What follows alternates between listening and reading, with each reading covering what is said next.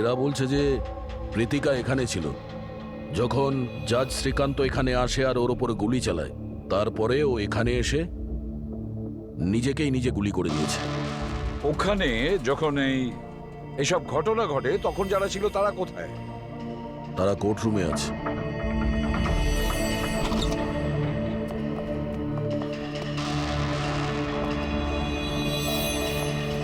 আচ্ছা, একটু ডিটেলসে বলবেন এখানে কি হয়েছিল? স্যার, এই কেসটার শুনানি চলছিল। জজ সাহেবের শরীরটা হঠাৎ খারাপ হয়েছিল। উনি 2 ঘন্টার বিশ্রাম নিয়েছিলেন। আর হঠাৎই নিজের চেম্বারে এসে নিজেকে আর অভিযুক্তকে গুলি করে মারেন। কিন্তু ওনার কাছে তো বন্দুক থাকতো না। ওনার কাছে বন্দুক কোথা থেকে এলো? সে তো আমরাও বলতে পারছি না যে গান এলো কোথা থেকে, তবে ওনার কাছে একটা গান ছিল। তার মানে বন্দুকের ব্যবস্থা আগে থেকেই করে রেখেছিল। মনে হচ্ছে জজ সাহেব পুরো প্ল্যান করেছিলেন প্রীতিকাকে খুন করার জন্য। মনে তো তাই হচ্ছে। আচ্ছা, জজ সাহেবের এই কেসের সঙ্গে কোনো পার্সোনাল ইনভলভমেন্ট ছিল? না না স্যার, সেরকম কিছু নয়। প্রীতিকার সাথে কোনো ব্যক্তিগত শত্রুতা? জজ সাহেব তো খুবই বুঝদার মানুষ ছিলেন। কেসের প্রত্যেকটা দিক খুব মনোযোগ সহকারে লক্ষ্য করতেন স্যার। বেশ কয়েকদিন ধরে আমার এটাই মনে হচ্ছিল যে কিছু না কিছু গন্ডগোল আছে। ম্যাম, তাহলে কি জজ সাহেবের শরীর ভালো ছিল না? সেটা তো আমি জানি না, কিন্তু কিন্তু উনি অদ্ভুত অদ্ভুত আওয়াজ শুনতে পাচ্ছিলেন। এমনই একটা ঘটনা হয়েছিল। কি গো, এসো, খেতে দিচ্ছি তো।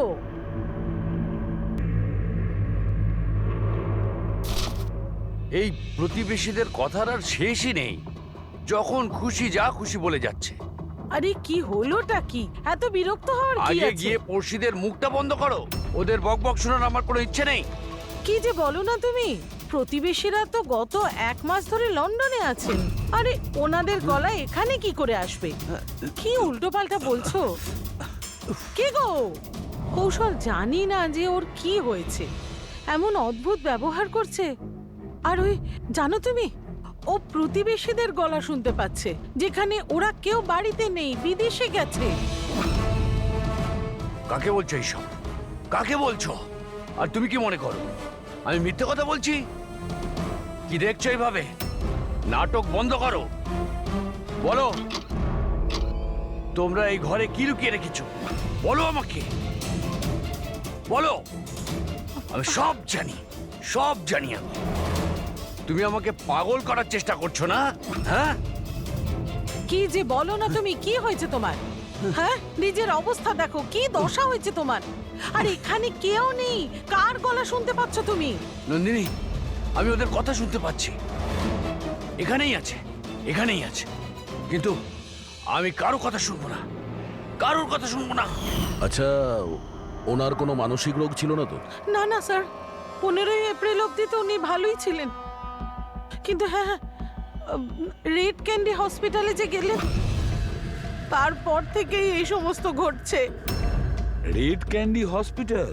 হ্যাঁ, স্যার, এই হসপিটালে গিয়ে দেখি কি হয়েছিল ওখানে যে হঠাৎ এই জজ সাহেব এরকম ব্যবহার করতে শুরু করলেন। স্যার, এই কেসটায় তাহলে আর বাকি কি রইল? যেই লোকটা খুন করেছিল সেই নিজে নিজেকে মেরে ফেললো। সেটাই তো খোঁজ নিতে হবে ফেডরিক, সেটাই তো খোঁজ নিতে হবে যে একজন জজ সাহেব তার সামনের অভিযুক্তকে কেন গুলি করলেন, আর খুনি বা কেন করলেন, আর তাছাড়াও তারপরে নিজেকে উনি গুলি করলেন কেন? স্যার, হসপিটাল অথরিটি বলল যে জজ সাহেব এখানে সাইকিয়াট্রিক ট্রিটমেন্টের জন্য নয়, বরঞ্চ ডেন্টিস্টের সঙ্গে কথা বলতে এসেছিলেন। ডেন্টিস্টটা কে? Sir, doctor Raman. Hello sir, বলুন আপনাদের কি হেল্প করতে পারি? এখন তো আপনি ডক্টর রমনকে ডাকুন, আর সঙ্গে ওর অ্যাসিস্ট্যান্ট। ডক্টর রমন, 15ই এপ্রিল জজ সাহেব শ্রীকান্ত আপনার সঙ্গে দেখা করতে এসেছিল। আগে হ্যাঁ স্যার, কিন্তু ওনার মৃত্যুর সাথে আমার কি সম্পর্ক? আমাকে কেন জিজ্ঞেস করছেন? আমরা এটা জানতে চাইছি যে যখন আপনি ওনাকে দেখেছিলেন তখন ওনার কি মাথার কোনো সমস্যা ছিল? না স্যার, আমি তো সেরকম কিছু দেখিনি। স্যার, ওনার মানসিক কোনো রকম রোগ ছিল না। উনি 9 বছর ধরে ডক্টর রমনের পেশেন্ট। 9 বছর ধরে? তার মানে আপনারা ওনার সম্বন্ধে অনেক কিছুই জানেন। অনেক কিছু নয় স্যার, সব কিছু। আচ্ছা, আর কি জানেন একটু বলতে পারবেন? আপাতত এইটুকুই বলতে পারি যে উনি খুব শর্ট টেম্পার ছিলেন, খুব তাড়াতাড়ি উনি রেগে যেতেন, বাট মানসিক অসুস্থ নয়। যদি ওনার কোনো মানসিক রোগই না থাকে তাহলে উনি আওয়াজগুলো কেন শুনতে পেতেন? কি হয়েছিল কি ওনার? কিন্তু স্যার আপনি এর মধ্যে মেডিকেল এক্সপ্লেনেশন কেন খুঁজছেন? আমরা এতটা মেডিকেল এক্সপ্লানেশন কেন খুঁজছি? দয়া, কোনো লোক হঠাৎ করে কারোর ওপরে এভাবে কেন গুলি চালাবে? সে কি নর্মাল মানুষ?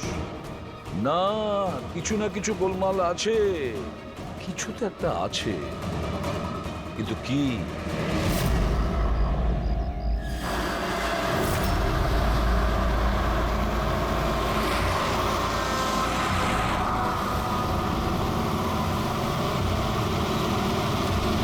বীরেন, তুমি শুধু শুধু চিন্তা করছো।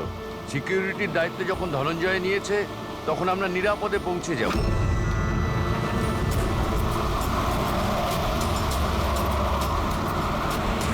সে কথা তো ঠিক, কিন্তু আপনি তো হুমকি পাচ্ছেন। দেখো বীরেন, আমাদের এই কাজে অনেক হুমকি টুমকি আসে, আর এইসব হুমকি টুমকিতে আমি একেবারেই চিন্তিত নই। তা নয়, ভয় তো আমিও পাচ্ছি না, কারণ আমি ধনঞ্জয় আর টিমকে পুরো ভরসা করি।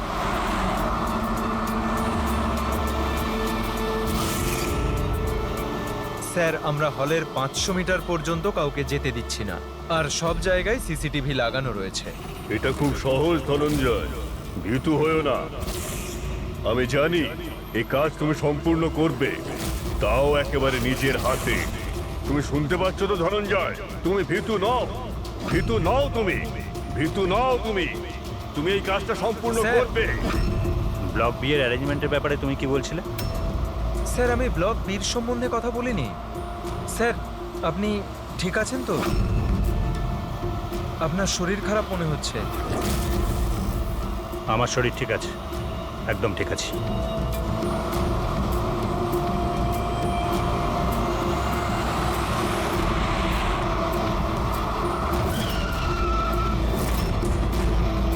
ধনঞ্জয়, তোমার ওকে মারতেই হবে।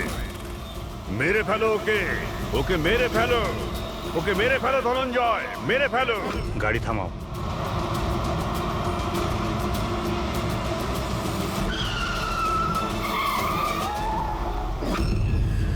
এখানে গাড়ি থামালো কেন?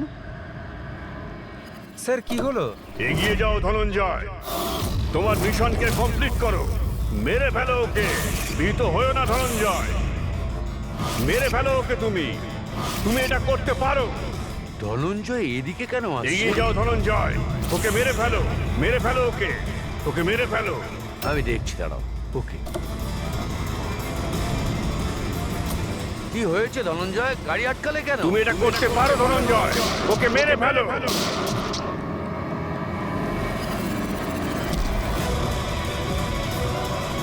ও মাই গড! সঞ্জিত বাবু, আপনার কি হলো? ধনঞ্জয়, এসব কি করলে তুমি?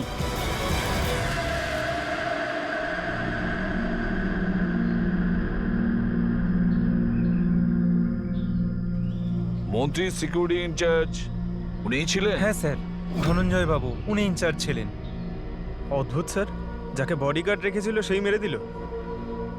মন্ত্রী মশাইকে মারার কোনো বিশেষ কারণ? স্যার, এটা তো ধনঞ্জয় স্যারই বলতে পারবেন। আচ্ছা, একটা কথা বলো, গুলিটা ভেতর থেকে মেরেছে না বাইরে থেকে? স্যার, গাড়ির বাইরে থেকে মেরেছে। ধনঞ্জয়, ধনঞ্জয়, শকে আছে মনে হচ্ছে। তোমরা কোথায় যাচ্ছিলে? স্যার, একটা চিলড্রেন ফাউন্ডেশনের মিটিং ছিল, ওখানে যাচ্ছিলাম। আমাদের গাড়ি আগে ছিল আর মিনিস্টারের গাড়ি পেছনে, আর আমি ধনঞ্জয় স্যারের সাথে সিকিউরিটির ব্যাপারে কথা বলছিলাম। কিন্তু উনি আমার কোনো কথায় মনোযোগ দিচ্ছিলেন না, আর কেমন কেমন যেন বিহেভ করছিলেন স্যার, আর দেখে মনে হচ্ছিল যেন খুব টেনশনে আছে। আমি জিজ্ঞেস করলাম কি হয়েছিল, উনি কেমন উল্টোপাল্টা কথা বলতে লাগলেন। স্যার, জজ শ্রীকান্তের সঙ্গেও তো এটাই হয়েছিল। আচ্ছা, এই দুটো কেস একই রকম নয় তো? আর কেউ ছিল মন্ত্রীবাবুর সঙ্গে? স্যার, বীরেনবাবু। বীরেনবাবু, হ্যাঁ স্যার, আপনি মন্ত্রীবাবুর সঙ্গে ছিলেন তো? হ্যাঁ স্যার, আমি ছিলাম। মন্ত্রীমশাই আপনাকে কিছু বলেছেন এই ধনঞ্জয়ের ব্যাপারে? স্যার, মিনিস্টার সবসময় ধনঞ্জয়ের প্রশংসাই করতেন স্যার। ওনার প্রাণ সংশয় ছিল। এই কিছুদিন আগেই ধনঞ্জয় ওর প্রাণ বাঁচিয়েছিল। বড় অদ্ভুত ব্যাপার স্যার, কিছুদিন আগে যেই লোকটা নেতার প্রাণ বাঁচালো, আজ সেই লোকটাই তাকে খুন করলো। আচ্ছা, গুলি মারার পরে ধনঞ্জয় পালিয়ে যাওয়ার চেষ্টা করেছিল? না স্যার, বরং নিজেকে গুলি মারার চেষ্টা করেছিল। স্যার, অনেক কষ্ট করে সিকিউরিটি গার্ডরা ওকে আটকেছিল স্যার। অদ্ভুত ব্যাপার স্যার। জজ শ্রীকান্ত খুন করার পরে নিজেকে নিজে গুলি মেরে দিয়েছিল, আর এও নিজেকে গুলি করার চেষ্টা করেছিল। একটা কাজ করা যাক, ধনঞ্জয়কে বিউরোতে নিয়ে যাই, ওখানে গিয়েই জিজ্ঞাসাবাদ করব আমরা। আর একটা কথা বুঝতে পারছি না দয়া, খুন করার পরে খুনি তার নিজেকে গুলি কেন করছে? কেন?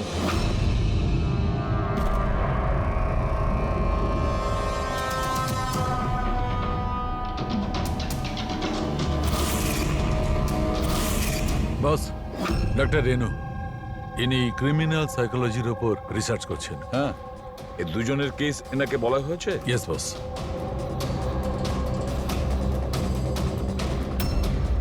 আমার ছেলে কোথায়?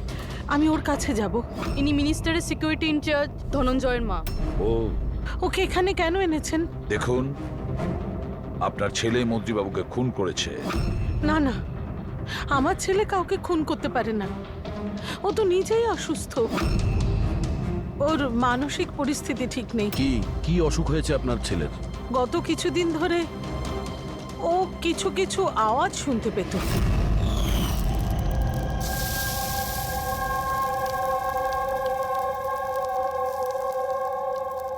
ধনঞ্জয়, কি হয়েছে বাবা? চিন্তিত মনে হচ্ছে। অফিসে কোনো প্রবলেম আছে নাকি? কোনো টেনশন? দুদিন ধরে তুই আমার সঙ্গেও ভালো করে কথা বলছিস না। কেউ তো আছে এখানে। শোন না, আমি তোর ফেভারিট রান্না করছি, পালং শাক। এই ঘরে তুই- কেউ তো আছে যে আমার সাথে কথা বলছে। আরে আমি তো বকর বকর করছি, আর কে কথা বলবে তোর সাথে? কেউ তো আমাদের ছাড়াও আছে এই বাড়িতে যে আমার সাথে কথা বলছে। মা, মা, কেউ তো আছে এই বাড়িতে আমাদের ছাড়াও। মা, আমার অদ্ভুত সব আওয়াজ আসছে কানে। কেউ আমার সাথে কথা বলছে। আমরা দুজন ছাড়া আর কেউ নেই বাড়িতে। কেউ আছে যে আমার সাথে বন্ধ হয়ে গেল আওয়াজটা। আবার আসছে, আবার এই আসছে। ধনঞ্জয়, কেউ নেই, কেউ আরে নেই কেউ বলছি। তো আছে মা এখানে। কেউ নেই বাবা, তুই এখানে বস। মনে হচ্ছে তোর শরীর ঠিক নেই, আমাদের ডাক্তারের কাছে যাওয়া উচিত। কিন্তু এমনটা তো শুধু স্কিজোফ্রেনিয়াতেই হয়। স্কিজোফ্রেনিয়া? হ্যাঁ, হয়তো আপনারা এটা জানবেন যে স্কিজোফ্রেনিয়া একটা মানসিক রোগ। এরকম অবস্থায় পেশেন্ট অনেক রকমের আওয়াজ শুনতে পায়, মানুষ না হওয়া সত্ত্বেও তারা দেখতে পায়। আর পেশেন্ট এমনকি নিজেকে মেরে ফেলার চেষ্টাও পর্যন্ত করে। আপনারা কি আমাকে বলতে পারবেন যে ওই পেশেন্টদের বয়স কত ছিল? শ্রীকান্তবাবুর বয়স 50 বছর আর ধনঞ্জয় 42। কিন্তু এই বয়সে তো স্কিজোফ্রেনিয়া হয় না। আমি কি ওর সাথে দেখা করতে পারি? পেশেন্টের সঙ্গে কথা বলতে হবে। হ্যাঁ, নিশ্চয়ই পড়বি।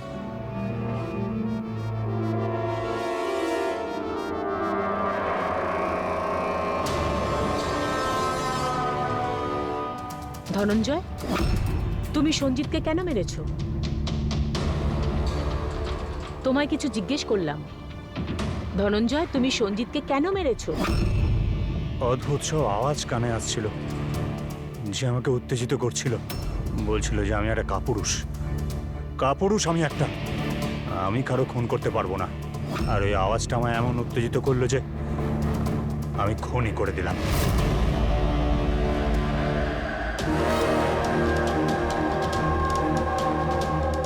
আর তোমার গাল এটা ফুলে আছে কেন? আমার দাঁতে ইনফেকশন হয়েছে। জজ শ্রীকান্ত, ওরও তো দাঁতে ইনফেকশন ছিল স্যার। হ্যাঁ, আমার ছেলেরও দাঁতের চিকিৎসার পর থেকেই ওর শরীর খারাপ হচ্ছিল। কি? দাঁতের চিকিৎসা করানোর পরে আপনার ছেলে শরীর খারাপ হয়? এই কোন ডেন্টিস্টের কাছে ট্রিটমেন্ট করিয়েছেন? Doctor Raman, red candy hospital. Red candy হসপিটালে গিয়েছিল, তারপর থেকে ওনার সঙ্গে এই সমস্ত কিছু হচ্ছে। কিরকম কোইন্সিডেন্স দেখেছো? ধনঞ্জয় আর শ্রীকান্ত দুজনেরই দাঁতের প্রবলেম, দুজনের ডেন্টিস্ট এক, আর ওদের দাঁতের চিকিৎসা করার পরেই শরীরটা খারাপ হয়েছে। এটা কিরকম কোইন্সিডেন্স? গন্ডগোল আছে, অনেক গন্ডগোল আছে। এই ধনঞ্জয় আর জজ শ্রীকান্তর দাঁতের এক্সরে বের করো, বোঝা তো যাবে এর পেছনে কি কারণ আছে।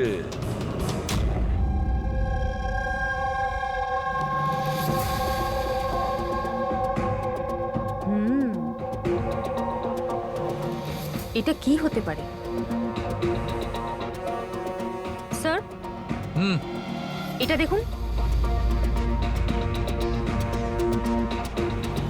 কি হয়েছে? এই মার্কস। তাই তো, দাঁতের উপর এগুলো কি ফরেন অবজেক্টের মতো? এক্স্যাক্টলি, তার উপর দুজনের দাঁতেই রয়েছে। দুটো লোকের দাঁতের উপর কিছু একটা ফরেন বডির মতো কিছু একটা, কি হতে পারে? সারিকা, হ্যাঁ, এক কাজ করো, এসিপি সাহেবকে ফোন করো, ওনাকে বলে দাও কেসের সূত্র পাওয়া গেছে।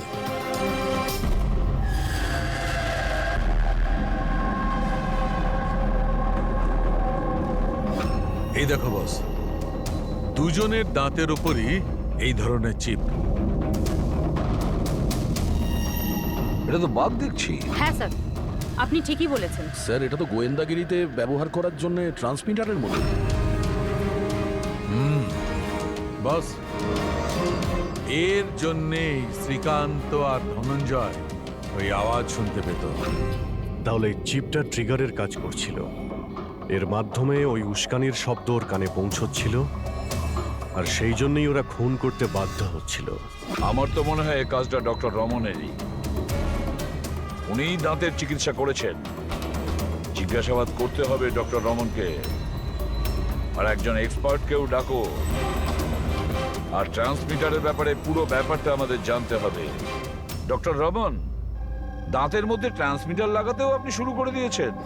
ট্রান্সমিটার? হ্যাঁ। কোন ট্রান্সমিটারের কথা বলছেন আপনারা? সেই ট্রান্সমিটারের কথা বলছি যেটা জজ শ্রীকান্ত তার সিকিউরিটি অফিসার ধনঞ্জয়ের দাঁতে পাওয়া গিয়েছে। দেখুন, আমার কথা বিশ্বাস করুন, আমি কোনো ট্রান্সমিটার লাগাইনি। এসব কি বলছেন কি আপনারা? ডাক্তারবাবু, দাঁতে ট্রান্সমিটার লাগাবেন কেন? স্যার, আপনারা আমাদের হসপিটালকে বরবাদ করতে এসেছেন। ডক্টর রমন আমাদের হসপিটালের একজন দায়িত্বপূর্ণ ডক্টর স্যার, এই ধরনের কাজ উনি করবেন না। কিন্তু এই ধরনের কাজ এখানে তো হয়েছে। আমরা শ্রীকান্ত আর ধনঞ্জয়ের দাঁতের ভেতর থেকে এই ট্রান্সমিটার পেয়েছি। আর এই ট্রান্সমিটারের কারণে ওনারা দুজন স্কিজোফ্রেনি হয়ে যায়। স্যার, ওনারা দুজন আমার খুব পুরনো পেশেন্ট। শ্রীকান্ত 9 বছর আর ধনঞ্জয় 2। স্যার, আমি আমার পেশেন্টের সাথে এরকম করব কেন? এটা তো আপনি বলবেন। কেন ট্রান্সমিটার লাগালেন? আমার কথা বিশ্বাস করুন, আমি কোনো ট্রান্সমিটার লাগাইনি। কারণ ওনার কাছে ট্রান্সমিটার লাগানোর আর তাকে মোলার ইমপ্ল্যান্ট করানোর ট্রেনিংই নেই। উনি শুধুই একজন ডক্টর, ভালো দাঁতের ডক্টর। আর স্যার, আমরা এখানে দাঁত লাগিয়ে থাকি, বানাই না। দাঁত তো অর্ডার দিলে বাইরে থেকে আসে। কোথা থেকে অর্ডার করেন আপনারা দাঁত? ডেনজা biocare. ডেনজা biocare. Hendrick, Pankaj, doctor রমনের চেম্বারটা ভালো করে চেক করো, প্রতিটা কোণা ভালো করে দেখো। আর কতজনের দাঁত ইমপ্ল্যান্ট করেছেন? আগে প্রায় 20 জনের। আচ্ছা, তাহলে ওই 20 জনের নাম আর ঠিকানা আমাদের চাই। দয়া স্যার, হতে পারে ওই 20 জনের জীবনও বিপন্ন।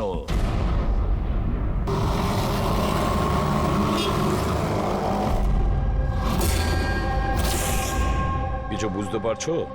হ্যাঁ স্যার, একটু একটু বুঝতে পারছি। এই ট্রান্সমিটারটা ছোট্ট হলেও বেশ পাওয়ারফুল। কতটা রেঞ্জের? তাও ধরুন 15 থেকে 20 মিটার হবে।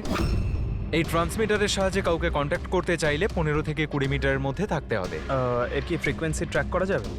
নিশ্চয়ই ট্র্যাক করা যাবে, কিন্তু তার আগে আমাদের জানতে হবে এই ট্রান্সমিটার কত হার্টজে কাজ করে। তাহলে খোঁজ নাও এটা কত হার্টজে কাজ করছে, কারণ ফ্রিকোয়েন্সিটা আমাদের জানা দরকার। যেখানে এর ফ্রিকোয়েন্সি অ্যাক্টিভ হবে সেখানেই আমাদের খুনি থাকবে।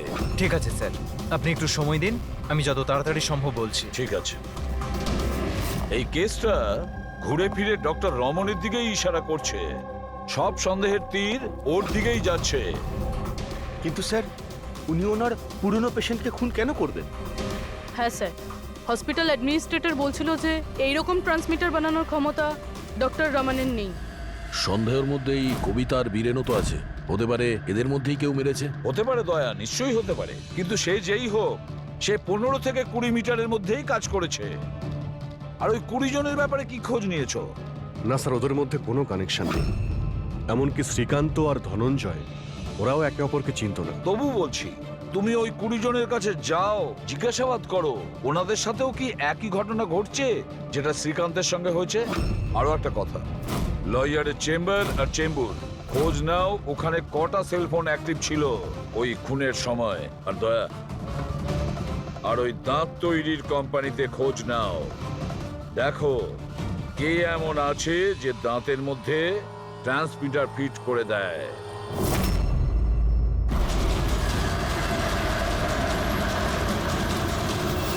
বিনয় তো আপনারই নাম। হ্যাঁ, আমার নামই বিনয়। সরি, চিনতে পারলাম না। আমরা সিআইডি অফিসার। কেন স্যার, আমি কি কোনো ভুল করেছি? না না, আপনি কোনো ভুল করেননি। অ্যাকচুয়ালি আমরা একটা কেসের ব্যাপারে জিজ্ঞাসাবাদ করতে এসেছি। আপনার দাঁতের মধ্যে কোনো প্রবলেম ছিল না? হ্যাঁ। আচ্ছা, চিকিৎসা কোথায় করেছিলেন আপনি? Red candy hospital. আচ্ছা, ট্রিটমেন্ট করানোর পরে আপনার কোনো সমস্যা হয়েছে? আই মিন, কোনো অদ্ভুত ধরনের শব্দ শুনতে পাচ্ছেন, বা মানে কেউ কোনো অর্ডার দিচ্ছে কিছু করার জন্য? না, সেরকম কিছু নয়, তবে দু একবার ব্যথা হয়েছিল। সে তো নর্মাল, দাঁত লাগাবেন যখন একটু আধটু ব্যথা তো করবে। ঠিক আছে, যদি কোনো সমস্যা হয় তাহলে আপনি অবশ্যই আমাদের বলবেন।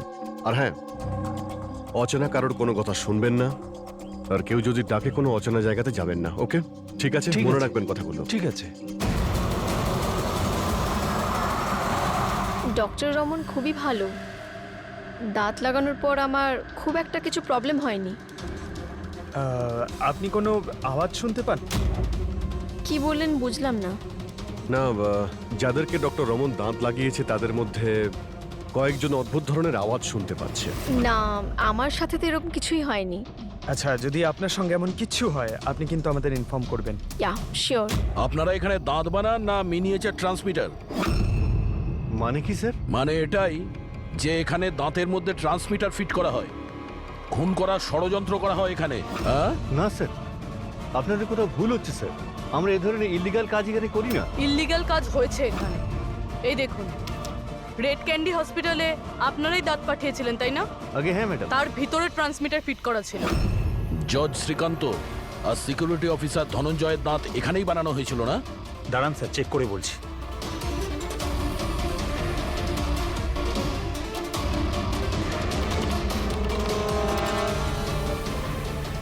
হ্যাঁ স্যার, দাঁত তো এখানেই বানানো হয়েছে। কিন্তু যদি আমাদের এমপ্লয়ি রূপালী থাকতো যে এই দাঁত বানিয়েছে, তাহলে সত্যিটা জানা যেত। কোথায় আপনাদের সেই এমপ্লয়ি রূপালী? ও তো কাল রাতেই মারা গেছে। কি করে মারা গেছে? ওর তো অ্যাজমা অ্যাটাক হয়েছিল। অথচ চিন্তার ব্যাপার এটাই যে ওর কখনো অ্যাজমা ছিলই না। আগে হ্যাঁ স্যার। ওর বাড়ির অ্যাড্রেসটা দেবেন প্লিজ। আপনি দাঁত কবে লাগিয়েছেন? স্যার, 2 মাস হয়ে গেছে। কোনো সমস্যা হয়েছে আপনার? না, কোনো প্রবলেম নেই, ওই দাঁত লাগিয়েছিলাম, ঠিক আছে। না মানে, অদ্ভুত ধরনের কোনো আওয়াজ শুনতে পাচ্ছেন কি আপনি? না স্যার, কিন্তু কি হয়েছে? দেখুন, রেড ক্যান্ডি হসপিটালে যারাই ট্রিটমেন্ট করিয়েছেন তাদের কোনো না কোনো সমস্যা হচ্ছে, আর তাদের মধ্যে 2 জন তো মারাও গেছেন। স্যার, স্যার আমি মরতে চাই না। না না, আপনি ভয় পাবেন না, সেরকম কিছু নয়। আপনার যদি কখনো কোনো এরকম সমস্যা হয় যে আপনি অদ্ভুত ধরনের শব্দ শুনতে পাচ্ছেন, বা এমন কোনো কাউকে দেখতে পাচ্ছেন যে নেই, মানে কেউ যদি আপনাকে বলে কার সঙ্গে কথা বলছেন, যদি এরকম কিছু হয় তাহলে অবশ্যই আমাদের ফোন করবেন। পঙ্কজ, আর কতজন বাকি রয়েছে? স্যার, চেক করার জন্য আরো 5 জন বাকি আছে। ওই 5 জনকে খুব তাড়াতাড়ি চেক করতে হবে। কে বলতে পারে যে ওই খুনির পরবর্তী টার্গেট এদের মধ্যে কেউ হতে পারে? হ্যাঁ স্যার।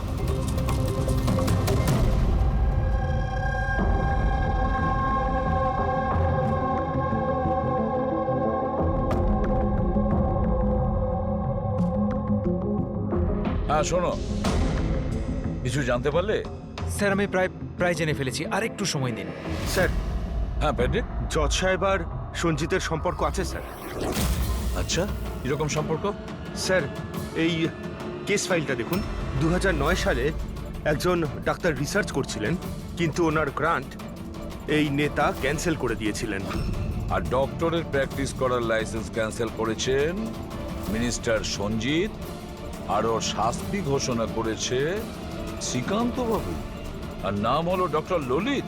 স্যার এই ডক্টর ললিত আসলে কে? খোঁজ নিতে হবে ডক্টর ললিত কে আর কি ব্যাপারে তিনি রিসার্চ করছেন। তো আপনার মেয়ে টুথ ইমপ্ল্যান্ট করিয়েছে? হ্যাঁ, এই তো 2 দিন আগেই ইমপ্ল্যান্ট করিয়েছে রেড ক্যান্ডি হসপিটাল থেকে। স্যার, যেদিন থেকে টুথ ইমপ্ল্যান্ট করিয়েছে অদ্ভুত অদ্ভুত কথা বলে আর খুব ভয় পেয়ে থাকে। মা, মা, কি হলো, কিছু চাই? বাড়িতে কেউ এসেছে? কেউ আসেনি তো। না মা, কেউ তো এসেছে। আমি আছি, তুই আছিস, আর বাবা তো হংকং এ গেছে। আর কেউ এলে তো বেল বাজাবে, বেলও তো বাজেনি।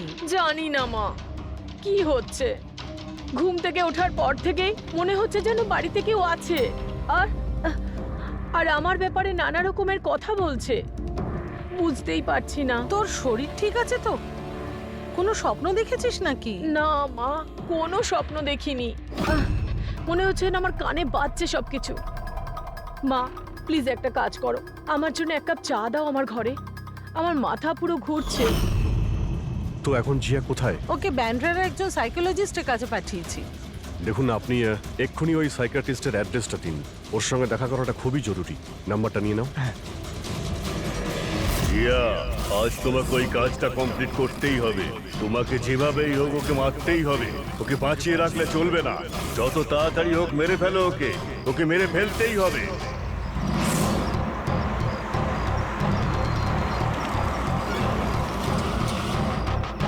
কোথায় যাবেন ম্যাডাম? JK market. ওকে বলো তোমাকে জেকে মার্কেট যেতে হবে। আমি বলছি ম্যাডাম কোথায় যাবেন? JK market. আচ্ছা বসুন।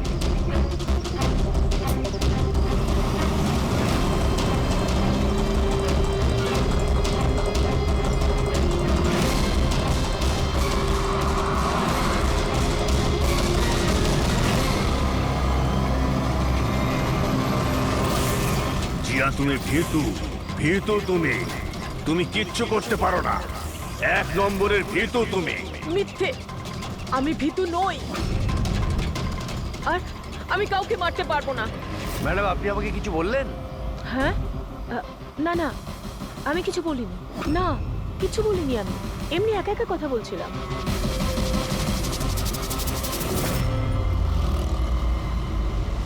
জিয়া, তোমায় ওকে মারতেই হবে। তুমি ওকে বাঁচিয়ে রাখতে পারো না। তোমায় ওকে মারতেই হবে জিয়া। মেরে ফেলো ওকে।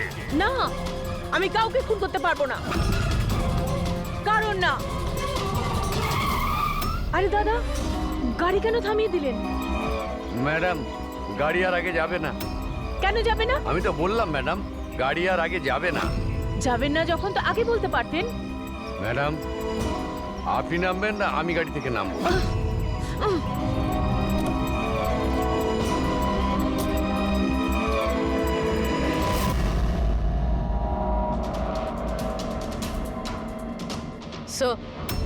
স্যার, ওয়াচম্যান আর প্রতিবেশীরা বলছিল রূপালী 3 মাস আগে শিফট করেছিল আর একা এসেছিল। একটু চেক করি ভালোভাবে।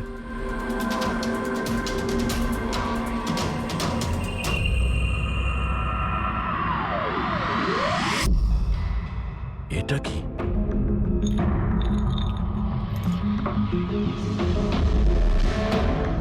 এতগুলো ইয়ার ট্রান্সমিটার?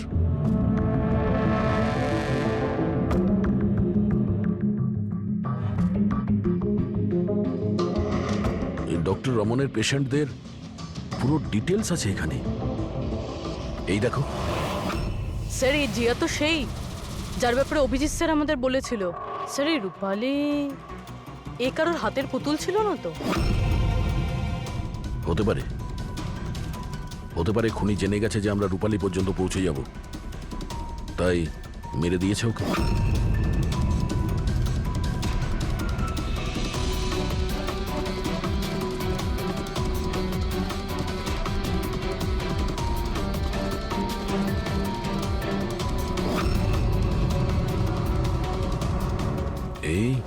এই মিনিস্টার, সঞ্জিত, বীরেন আর জিয়া, এই তিনজনের মুখে রেড সার্কেল। মন্ত্রীমশাইয়ের মুখে ক্রস মেরেছে। মন্ত্রীমশাই তো মারা গেছেন, এখন বাকি আছে এই বীরেন আর জিয়া। মানে পরের নম্বর এদের।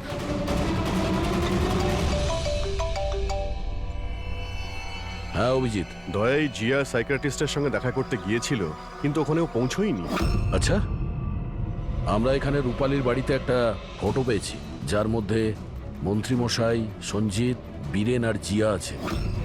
এই মন্ত্রীমশাইয়ের মুখের ওপর তো ক্রস মারা আছে, কিন্তু এই দুজনের মুখের ওপর লাল পেন দিয়ে সার্কেল করা আছে।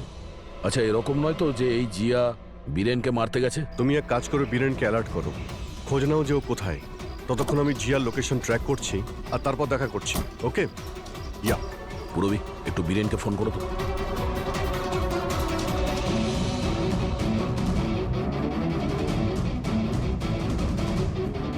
স্যার, বীরেনের ফোন তো বন্ধ আসছে। পেয়েছি স্যার।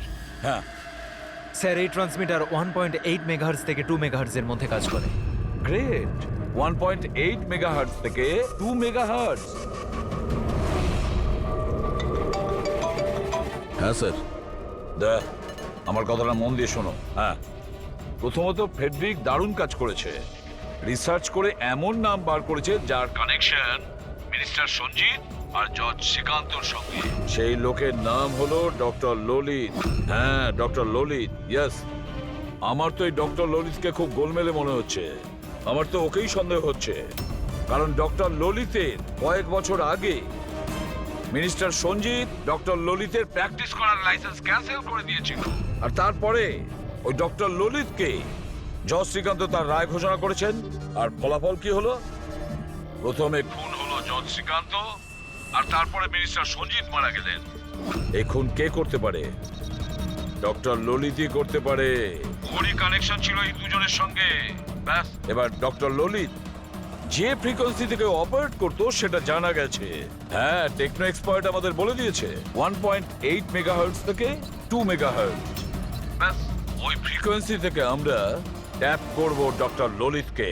জানা যাবে যে ডক্টর ললিত কার কার সাথে কথা বলে এবং কি কথা বলে। আর দয়া, রেডিও ফ্রিকোয়েন্সি 1.8 মেগাহার্টজ থেকে 2 মেগাহার্টজ আমাদের সমস্ত পুলিশ স্টেশন এবং রেডিও ভ্যানকে জানিয়ে দাও। এবার দেখবো আমরা কতদূর পালাতে পারে এই ডক্টর ললিত।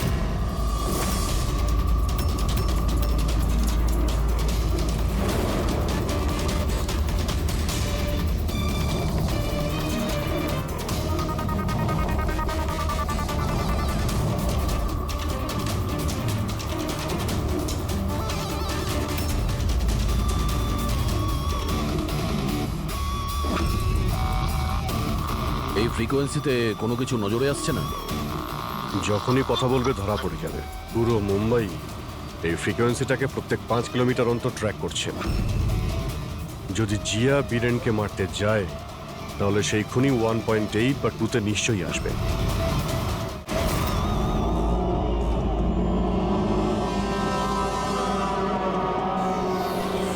এগিয়ে যাও জিয়া, তোমার কাজটা সম্পূর্ণ করো। এটা কে হতে পারে যে সঞ্জিতের খুনের ব্যাপারে আমাকে এখানে ডেকে পাঠিয়েছে? জিয়া, ওকে মারতে হবে তোমায়। ওর বেঁচে থাকার কোনো অধিকার নেই।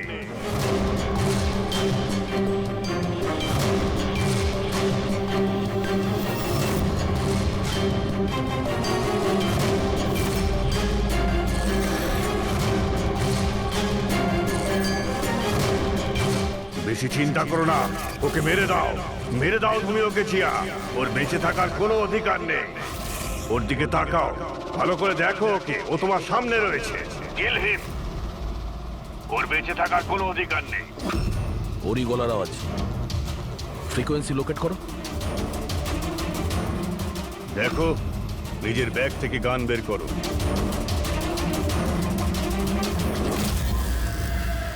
জিয়া, তুমি ভীতু নও। Shoot him, shoot him. Location কি বলছে? স্যার, জেডি মার্কেট মডেল দেখাচ্ছে।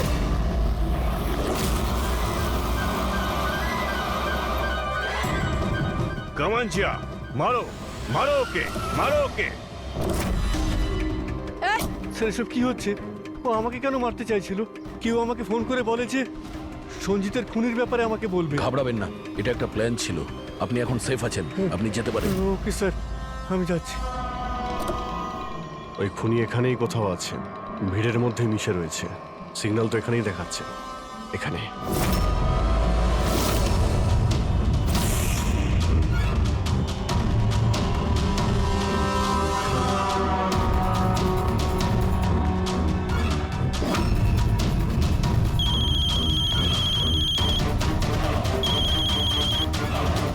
হ্যালো, অভিজিৎ বলছি, মাঝে মধ্যে আমাদের সঙ্গে দেখা করো। আর এদিক ওদিকে কি দেখছিস? আমি তোর পিছনেই আছি, মিস্টার ললিত।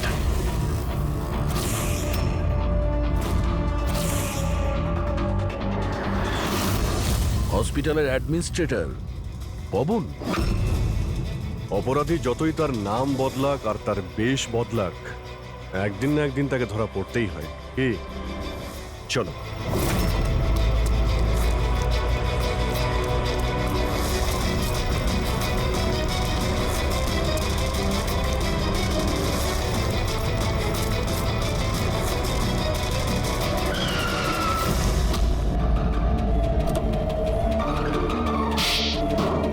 জজ শ্রীকান্ত আর মিনিস্টার সঞ্জিত, তুই এদের খুন কেন করলি? প্রতিশোধ নিতে চেয়েছিলাম। প্রতিশোধ। ওরা আমার জীবন বরবাদ করে দিয়েছিল। এরকম প্রতিশোধ? আমি নামকরা ডাক্তার ছিলাম। স্কিজোফ্রেনিয়া নামক একটা অসুখের উপর তার ট্রিটমেন্টের জন্য আমি এক্সপেরিমেন্ট করছিলাম, সফলও হয়েছিলাম। আমার অ্যাসিস্ট্যান্ট জিয়া এইচওডি বীরেনকে কমপ্লেন করে দিল, আর এইচওডি বীরেন তো মিনিস্টার সঞ্জিতের কাছেই আমার কমপ্লেন করে দিল। আর নেতা সঞ্জিত তোমার এই এক্সপেরিমেন্ট বন্ধ করে দেয়। হ্যাঁ, আমার প্রজেক্ট মাঝপথেই থেমে গেল। তাহলে তুই জেলে কি জন্য গিয়েছিলি? আসলে আমার গাফিলতির কারণে একটা মানুষের মৃত্যু হয়ে যায়। জজ শ্রীকান্ত কিছু চিন্তা ভাবনা না করেই 10 বছরের সাজা দিয়ে দেন, আর ডক্টর হওয়ার সম্মানটাই ছিনিয়ে নেন। তাহলে তুই এদের মেরে তোর হারিয়ে যাওয়ার সম্মান উদ্ধার করতে চেয়েছিলি। নামান্না, রূপালী, এদের ইনভলভমেন্ট কি ছিল? জেল থেকে বেরোনোর পর আমি আমার শত্রুদের ট্র্যাক করতে শুরু করি।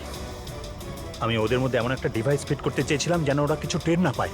ডক্টর রমন আর রূপালী আমাকে সাহায্য করছিলেন। ওরা কিভাবে সাহায্য করেছিল? জজ শ্রীকান্ত আর জিয়ার দাঁতের সমস্যা হয়েছিল। ওরা ওদের চেক আপের জন্য ডক্টর রমনের ক্লিনিকে আসা যাওয়া করত। নেতা সঞ্জিতের দাঁতে কোনো সমস্যা ছিল না, কিন্তু তার বডিগার্ড ধনঞ্জয়ের দাঁতে প্রবলেম ছিল। আমি ওকে ফ্রি ডেন্টাল চেক আপের লোভ দেখালাম আর ডক্টর রমনের ক্লিনিকে পাঠিয়ে দিলাম। ডক্টর রমন ওকে নতুন দাঁত লাগানোর পরামর্শ দিলেন, আর আমার কথাতেই রূপালী ওর দাঁতের মধ্যে ডিভাইস ফিট করে দিল। আর রূপালী এসব করতে রাজি হলো? হ্যাঁ, কারণ আমি রূপালীকে ভালোবাসতাম। আমরা দুজন মিলেই ডেন্টাল ক্লিনিক খুলেছিলাম। রূপালী সেই কাজে আমার সাহায্য করত। তাহলে ওকে তুই কেন খুন করতে গেলি? কারণ জজ শ্রীকান্ত আর মিনিস্টারের মৃত্যুর পর ওর কাছে পৌঁছে যেতেন আমি ধরা পড়ে যেতাম, তাই ওর মুখ বন্ধ করতে ওকে মারতে হলো। শুধুমাত্র বদলা নেওয়ার জন্য তুমি অনেক কিছু করেছো, কত সুন্দরভাবে খুন করেছো। এর ফল কি হয়েছে? শেষ পর্যন্ত ধরাই পড়লে না। আমার উদ্দেশ্য কাউকে মারা ছিল না স্যার, আমি জিনিয়াস সেটা প্রমাণ করতে চেয়েছিলাম। রক্ত মাংসে গড়া মানুষগুলোকে অস্ত্র বানিয়েছিলাম। তোর যদি এই ব্রেনটাই তুই কোনো ভালো কাজে লাগাতিস, তাহলে অপরাধী নয়, আর সারা জীবন জেলের মধ্যে পচে মরতেও হতো না তোকে।